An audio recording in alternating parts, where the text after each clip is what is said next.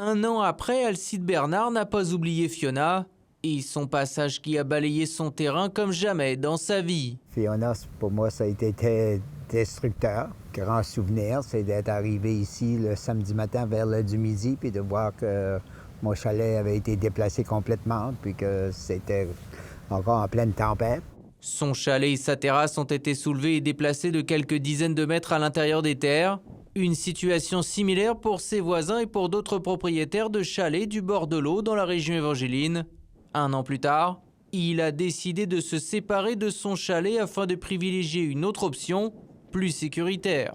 Mon autre option, ça a été de m'acheter une roulade, un camper, et un véhicule récréationnel, si tu veux, afin que je puisse l'enlever rapidement de mon terrain s'il y a une tempête qui s'en vient.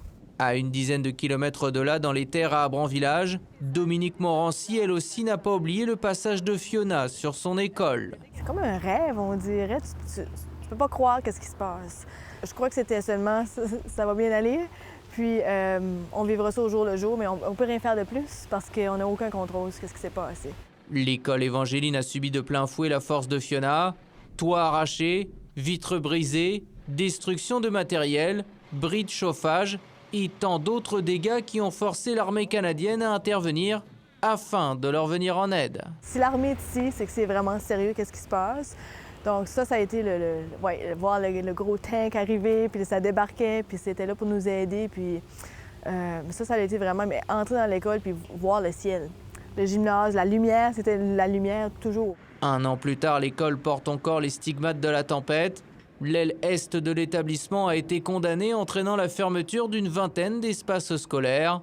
Aujourd'hui, on s'adapte en attendant la construction d'une nouvelle école. Des fois, on faisait des petites blagues. « Ah, si jamais est arrivé. » Donc, nous, on souhaite juste que ce si jamais-là n'arrive plus, dans le fond. Avec l'espoir qu'aucune autre Fiona ne repasse par l'île du Prince-Édouard. Ici Julien Lecacheur, Radio-Canada, Abran-Village.